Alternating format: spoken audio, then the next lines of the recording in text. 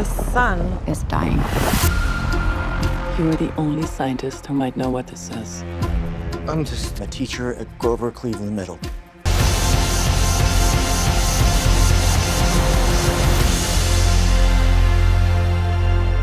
Karibu tena ndani ulimwengu wa vibanda umiza, na kabla tujiendelea na ulimwengu wa TV show ya From pamoja na ulimwengu wa movie zetu pendwa za Mortal Kombat, jana usiku nilifanikiwa kuangalia movie moja ya kibabe inayoitwa Project Hail Mary, yani kwa lugha nyepesi kabisa ya Kiswahili inaitwa Mradi wa Salamu Maria. Na ni movie moja sana ya kibabe kama ni mpenzi wa science fiction, na vile pia kama ulipenda movie moja ya kibabe inayoitwa Interstellar. Na kwa ufupi ni kwamba ni movie fulani ambayo inaelezea jinsi gani mwalimu wa biolojia alipofanikiwa sasa umeona kuokoa maisha ya binadamu ndani ya uso wa dunia. Na je, sasa mwalimu wa biolojia alifanikiwa vipi kuiokoa dunia yetu? Na kama wewe ni mara ya kwanza kabisa katika ulimwengu wa vibanda umiza, usisite kusubscribe. Na movie yetu andiki place in the future mnamo kama mwaka 2030 na kitu hivi, na wanasayansi wa dunia walitambua kitu kimoja, kwamba jua letu ili ndani ya solar system lilikuwa linakufa. Umeona mpaka hapo, na kutokana na hicho kitu wakaamua kutengeneza project inayoitwa Project Hail Mary. Yani jinsi gani sasa umeona ya kuokoa maisha ili jua lisifanikiwe kufa, kwa sababu tunatambua kitu kimoja katika biolojia, chanzo cha nishati au chanzo cha uhai katika dunia yetu lilikuwa ni jua. Kwa kama jua likipotea na maisha kitu kimoja kwamba dunia yetu nayo pia itakufa. Yani umeona kama tulivyoona katika ile theory ambayo tuliona katika TV show moja inayoitwa Three Body Problem. Na sitaki niingie deep sana kuhusu muhimu wa jua katika dunia yetu, yani kama tulivyojifunza kuhusu concept ya photosynthesis, concept ya herbivores pamoja na viumbe wanaitwa carnivora. Kwa hiyo in short ni kwamba jua ni muhimu kinoma, na ikitokea ili jua likafa basi hakutakuwa na uhai katika dunia yetu. Na wanasayansi waligundua kitu kimoja katika project yao ya Hail Mary, kamba jua letu lilikuwa linang'atwa au linaliwa na viumbe fulani vinavyoitwa astrophage. Umeona mpaka hapo? Na kwa bahati mbaya ni kwamba hivi viumbe hivi vilikuwa vikishambulia radiation, umeona, au miale kutoka katika nyota zote ndani ya ulimwengu ikiwemo jua letu, na hivi viumbe waliviita astrophage. Umeona mpaka hapo? Na tukipanua original astrophage inamaanisha sasa, astro inamaanisha star au nyota, na phage inamaanisha eating. Kwa in short hivi viumbe hivi ambavyo wanasayansi wetu walikuwa havijui, vilikuwa ni viumbe ambavyo vinakula, umeona, nyota mbalimbali ikiwemo jua. Na wanasayansi walitambua kitu kimoja, kwamba jua letu litaliwa lote kwa muda wa miaka 30. Kwa hiyo kitu kimoja, baada ya miaka 30 kutokuwa hakuna uhai katika dunia yetu. Umeona mpaka hapo? Yani kwanza kabisa ni maybe maji yataanza kuganda, furuma barafu, na vile pia tunafahamu kitu kimoja, kwamba jua ndo chanzo cha nishati katika dunia yetu. Ila kuna kitu kimoja walitambua, umeona mpaka hapo, yani hao astrophage hao, umeona hao viumbe ambao walikuwa wanakula jua walikuwa wakiama, umeona, yani wanakula jua afu na baada hapo wanaama, umeona, kwenda katika sayari moja hivi inaitwa Venus. Na hii movement sasa ya astrophage kutoka ndani ya jua kuelekea moja kwa moja katika sayari ya Venus ilikuwa kitengeneza mstari mmoja hivi, umeona mpaka hapo. Na huo mstari uligunduliwa na mwanasayansi mmoja alikuwa akiitwa Dr. Petrova, na huo mstari ukaitwa sasa Petrova line. Umeona mpaka hapo?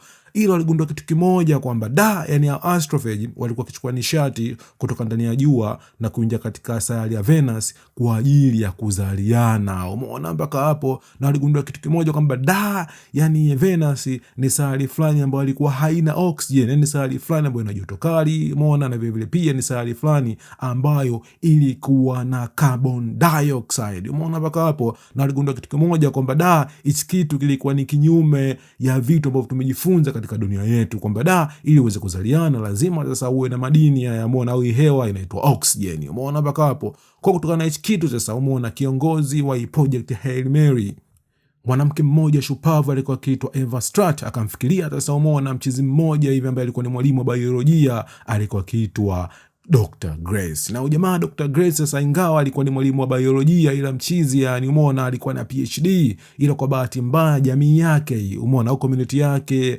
ilimtenga fulani hivi kutokana na idea zake, umeona, ambazo alizifanyia utafiti kipindi fulani hivi wakati anasoma masomo yake ya PhD. Na kutokana na hicho kitu sasa wakampiga chini kiasi kwamba jamaa akaishia sasa kufundisha middle school, yani O level, yani form 1 hadi form 4, umeona, kwa mtaala wa Tanzania. Umeona mpaka hapo. Na jamaa theory yake, umeona, katika PhD yake aliyoelezea bwana, sometimes maisha, umeona, ndani ya ulimwengu sio lazima, umeona, yaanzie katika oxygen, na vile pia sio lazima yaanzie katika maji. Yani kuna viumbe ndani ya universe, umeona mpaka hapo, asili yake, umeona, sio lazima yani iwe asili ambayo inafanana na sisi, umeona mpaka hapo. Kwa Eva Strategy sasa, umeona, baada ya kugundua kwamba astrophage, umeona, alikuwa kiingia katika sayari ya Venus kwa ajili ya kuzaliana na sayari haina oxygen, akamkumbuka huyu mchizi, umeona mpaka hapo. Kwa moja kwa moja akamchukua jamaa huyu na kumuingiza rasmi katika project ya Hail Mary kwa ajili ya kuelezea sasa shughuli gani hasa ambayo inatokea sasa, umeona, au hii shughuli gani hasa ya kufanya ili kusaidia kuliokoa jua letu hili.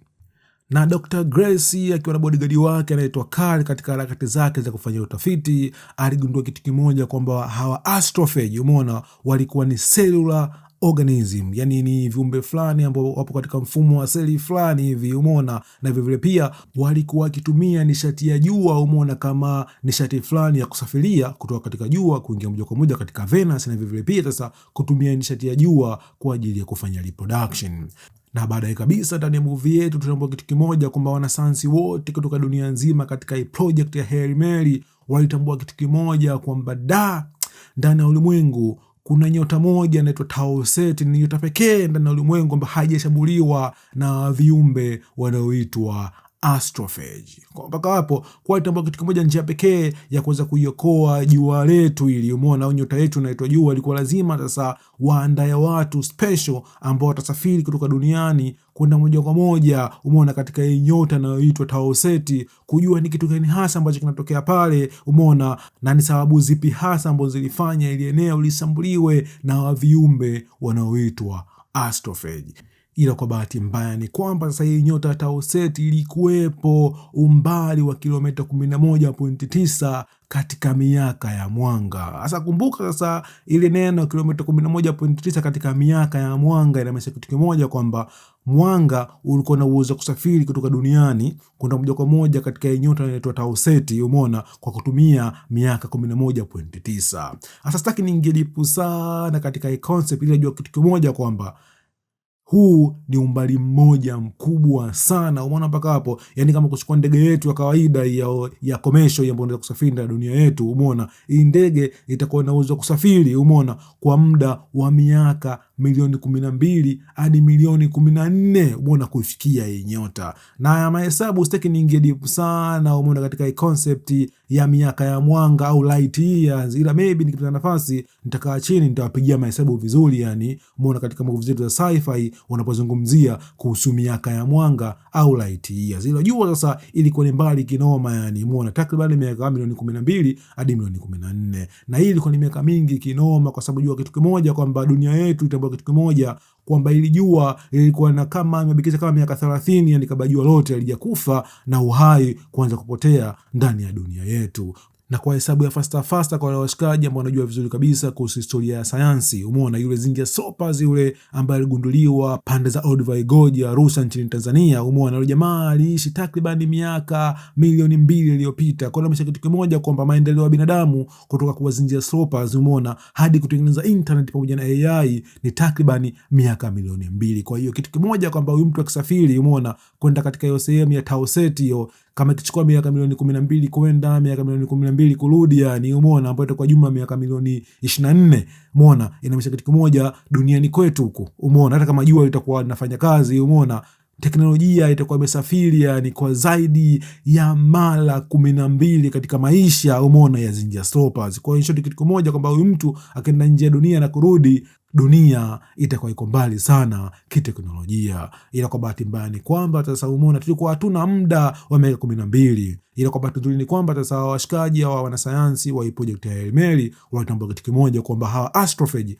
watakuwa na uwezo kutumika sasa, umeona, kama fuel au kama mafuta ambayo itawasaidia kusafiri kutoka duniani kwenda moja kwa moja katika sehemu ya Tau Ceti. Na gundua kitu kimoja, kwamba kwa kutumia mafuta basi spaceship itakuwa na uwezo wa kusafiri kwa kutumia spidi ya mwanga, umeona mpaka hapo. Kwa hiyo kitu kimoja, kwamba kutoka duniani, umeona, kwenda moja kwa moja katika hii nyota ya Tau Ceti itachukua takribani miaka 12. Na mahesabu sitaki nikuonesha hapa, ila maybe one day yani na kuelezea ya mahesabu ndani ya space. Umeona mpaka hapo? Na vile vile pia sasa hii timu ya Project Hail Mary iliandaa wanajimu wakuu watatu. Kulikuwepo na jamaa mmoja ambaye alikuwa ni pilot, huyu alikuwa kitwa Yao kutoka China, na vile vile pia kulikuwepo na engineer mmoja alikuwa kitwa Olesia, umeona, kutoka Urusi, na vile vile pia kulikuwepo kuna mwanasayansi mmoja alikuwa kitwa Martin Dubois, ambaye jamaa alikuwa ni African American. Kwa hawa jamaa watatu walikuwa kiandaliwa sasa kwenda moja kwa moja katika sehemu ya Tau Ceti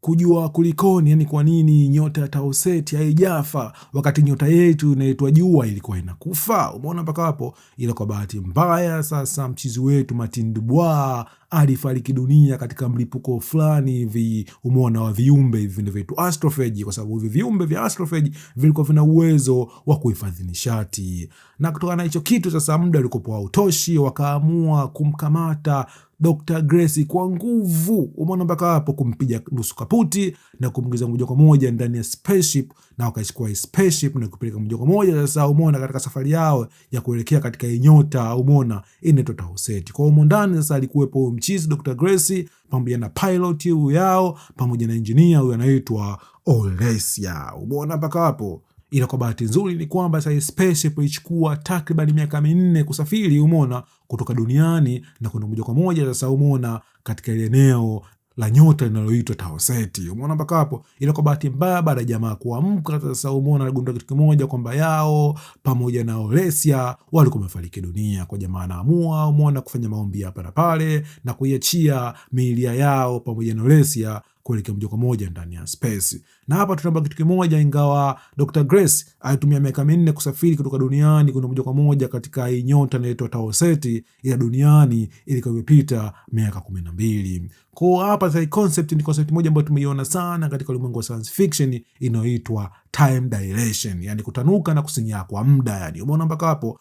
Na tumeiona sana katika movie moja ya kibabe ndani ya ulimwengu wa MCU inaitwa Ant-Man Quantumania, na vile pia kwa washikaji ambao wanapenda science fiction tumeiona katika movie moja ya kibabe inayoitwa Interstellar. Umeona mpaka hapo? Yani mkizo wetu Cooper, umeona, baada ya kwenda nje ya dunia alitumia takriban miaka 3 hivi au 4, yani umeona mpaka hapo. Ila baada ya kurudi duniani sasa alikuwa amepita takriban miaka 80 na uchafu, kiasi kwamba mtoto wake aliyemwacha akiwa mdogo alimkuta alikuwa mzee kinoma na anakaribia kufa. Kwa hiyo ndo concept nzima sasa ya time dilation. Ila kudadadeki sasa, umeona, mchizi wetu Dr. Grace hakuwa, umeona, kiumbe pekee ambaye alisafiri kutoka katika sayari yao kuja moja kwa moja katika sehemu ya Tau Ceti. Yani mchizi wetu akuja kukutana na viumbe fulani vya ajabu kinoma, yani umeona, kutoka sayari nyingine ambao pia walikuja, umeona, katika eneo la Tau Ceti ili kujua kitu gani ambacho kinatokea katika eneo la Tau Ceti. Na hapa ndo tunakutana sana viumbe fulani vya ajabu, umeona, ambao vilikuwa vinaitwa sasa Iridian. Na hapa tutaomba kitu kimoja kwamba viumbe vya Iridian, umeona, miili yao ilikuwa imetengenezwa kwa gesi, na ni gesi fulani ambayo ilikuwa imekandamizwa kiasi kwamba walikuwa na muonekano wa jiwe fulani hivi, umeona mpaka hapo. Na tutaomba kitu kimoja kwamba viumbe hawawezi kusurvive katika mazingira ambayo yana oxygen, umeona mpaka hapo. Na vile pia jamani walikuwa wanapenda kusurvive, umeona, katika mazingira fulani hivi ya gesi ya ammonia. Kwa in short, ya jamaa walikuwa na survive katika mazingira au harufu ya mkojo yani. Na hii ilikuwa ni proof ya theory ambayo alikuwa na Dr. Grace kwamba maisha ndani ya ulimwengu sio lazima sasa yazungukwe na oxygen au yazungukwe na maji. Yani kama hakuna oxygen, kuna harufu ya mkojo na kuna pressure kubwa kabisa kama ile pressure ambayo ilikuwa chini ya bahari, umeona, baada ya ile Ocean Gate, umeona, kulipuka, basi bila shaka kuna viumbe ambavyo vina uwezo wa kusurvive ndani ya ulimwengu wetu. Na tutaomba kitu kimoja, naye pia huyu jamaa, huyu kiumbe mpya huyu Iridian, rafiki zake wote na wafanyakazi wote pia walikuwa wamefariki dunia, na ishu pekee ambayo ilimfanya jamaa aweze kusurvive, kwa sababu inavyoonekana yani jamaa alikuwa ni mechanical engineer. Kwa inavyoonekana aliweza kusurvive kwa sababu maybe alikuwa anaishi ndani ya engine au karibu na engine, yani umeona mpaka hapo. Kwa inavyoonekana kama tulivyoona hapa, huyu jamaa wa Iridian peke yake alikuwa amesurvive, na vile pia binadamu wetu Dr. Grace naye pia alikuwa amesurvive. Na tunaona hapa Dr. Grace anaamua kumuita kiumbe mpya wa Iridian Rocky, kwa sababu muonekano wake kwanza ulikuwa ni muonekano fulani wa jiwe, na vile pia sasa umeona ilikuwa ni jina fulani hivi kutoka katika movie ya Rocky ya mchizi wetu Sylvester Stallone aka Robert Rocky Balboa. Na tunaona hapa wanazidi kuwa karibu, yani Rocky pamoja na Dr. Grace, na tunaona hapa wanafanikiwa kufanya mawasiliano baada ya Dr. Grace kutengeneza app special kabisa ambayo ilikuwa na uwezo kutranslate lugha ya huyu mjamaa huyu kutoka Iridian anaitwa Rocky pamoja na Dr. Grace. Na wanafanya mawasiliano, kwa bahati nzuri wanagundua kuna sayari moja ambayo ipo karibu kabisa, yani na hii sayari sasa ilikuwa kiitwa Tau Ceti C. Umeona mpaka hapo? Na katika hii sayari waligundua kitu kimoja, kuna viumbe fulani hivyo wadogo wadogo ambao wana mfumo fulani au muonekano wa kiamiba au amoeba, yani umeona, kwa lugha ya Kizungu hii, umeona. Na viumbe walikuwa wanakula hivi viumbe vya astrophagy, kwa kiasi kwamba sasa hawa astrophagy wakija, umeona, karibu na nyota Tau Ceti pamoja na isari mpya kabisa inaitwa Tau Ceti C, umeona, walikuwa hawezi kusurvive sababu walikuwa wanaliwa, umeona mpaka hapo. Kwa waligundua kitu kimoja kwamba solution ya nyota zote katika ulimwengu ilikuwa lazima sasa wachukue ya amoeba, umeona, na kuingiza moja kwa moja ndani ya vikontena na kuwapeleka sasa katika sayari zao kwa nia sasa, umeona, ya kuwabadilisha vizuri na kuwatumia sasa kama parasite ambao watakula, umeona, vile viumbe vinavyoitwa astrophagy. Na tunaona hapa Dr. Grace pamoja na Rocky wanaamua kuita sayari mpya kabisa ambayo ipo katika maeneo ya Tau Ceti, waliita Adrian. Na ili Adrian ikawashikaje ambao walifanikiwa kuangalia movie ya Rocky, umeona, hadi movie ya Creed, tutaomba kitu kimoja, ili jina Adrian ilikuwa ni jina la mke aliyefariki huyu, umeona, wa Rocky Balboa, umeona mpaka hapo. Na vile vile pia sawa amoeba, kwa sababu wakipatikana katika maeneo ya Tau Ceti, Dr. Grace aliamua kuita Tau Meba, umeona mpaka hapo. Na plani yao ilikuwa ni kuchukua sasa Tau Meba kuingiza ndani ya container special pamoja na viroboti hivi na kuvisafirisha moja kwa moja, umeona, kutoka maeneo ya Tau Ceti kwenda hadi duniani, umeona mpaka hapo.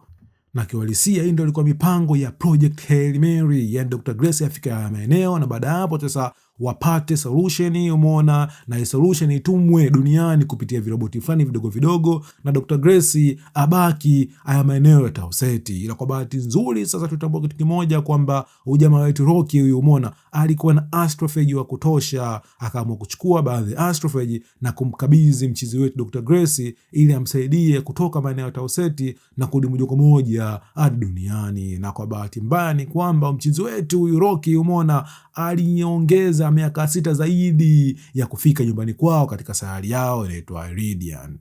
Na tunaona marafiki wawili ambao walikutana ndani ya space, Dr. Grace pamoja na Rocky, wanaamua kuagana hapa. Yani Dr. Grace anaamua kurudi duniani na kwa upande mwingine Rocky anaamua kurudi katika sayari yao inaitwa Iridian. Umeona mpaka hapo. Ila kwa bahati mbaya Dr. Grace akiwa njiani aligundua kitu kimoja, umeona, wale Tau Amoeba wale ambao walikuwa wamehifadhiwa ndani ya container walikuwa wakivuja kiasi kwamba sasa walikuwa wanakula baadhi ya astrophagy, umeona mpaka hapo.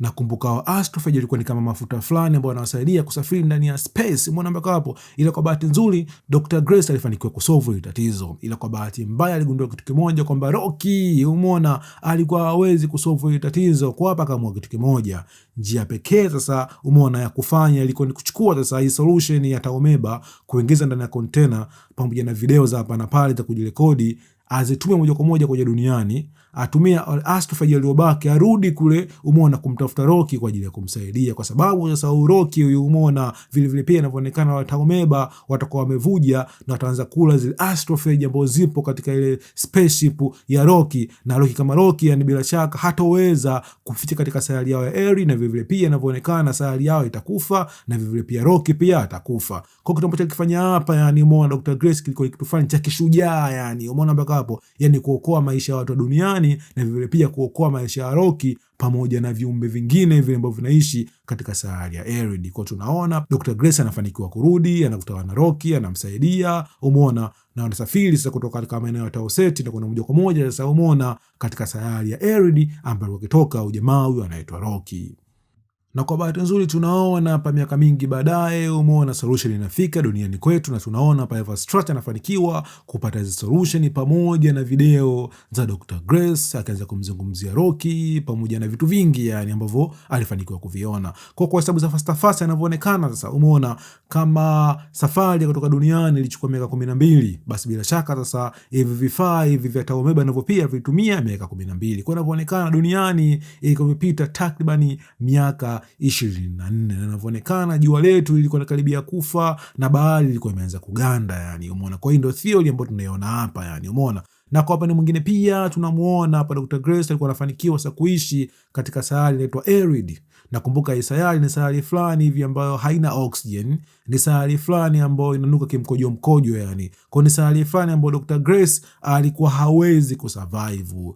Na kutokana na hicho kitu wanasayansi sasa umeona wa sayari ya Erid wakaamua kutengeneza eneo special, umeona, ambao lipo ndani ya mviringo hivi kama domu fulani au kama yai fulani, umeona, ambao itamsaidia Dr. Grace kuishi katika maisha ya kawaida. Na kwa upande mwingine pia tunaona Dr. Grace hapa alikuwa akifundisha masomo ya biolojia kwa watoto, umeona, wa sayari ya Erid. Na watoto ilikuwa ni kama reflection ya wale watoto wale, umeona, ambao Dr. Grace alikuwa akiwafundisha middle school pande za duniani. Na tunaona hapa, umeona, wanasayansi wa sayari ya Erid kumpitia mchizi wetu Yuroki wanafanya mawasiliano na kumwambia Dr. Grace kwamba safari yako inaandaliwa ya wewe kurudi kutoka katika sayari ya Erid na kwenda moja kwa moja katika sayari ya dunia. Ila tunaona Dr. Grace hapa alikuwa na ulakini fulani hivi, abaki na kuishi katika sayari ya Erid au harudi moja kwa moja na kuishi katika dunia yake. Na hii ndo ilikuwa ni historia ya jinsi gani sasa mwalimu wa biolojia alifanikiwa kuokoa maisha ya watu duniani, na sio duniani peke yake, alifanikiwa sasa kuokoa maisha ya viumbe vingine kabisa kutoka katika sayari moja hivi inaitwa Erid. Umeona mpaka hapo? Na hivyo vile pia sasa alifanikiwa kutoa proof ile, umeona, kama kuna maisha nje ya vinasaba vya maisha, umeona, ambao tumevizoea katika dunia yetu hii. Na kwa ujumla hii movie binafsi niliipenda kinoma kwa sababu binafsi ni mtu wa sayansi, umeona, na hii movie nikumbusha sana movie zetu ile inayoitwa Interstellar. Na kwa review ambazo zinafuata kuhusu TV show ya From pamoja na ulimwengu wa Mortal Kombat, tukutane tena kesho au kesho kutwa. Stay tuned.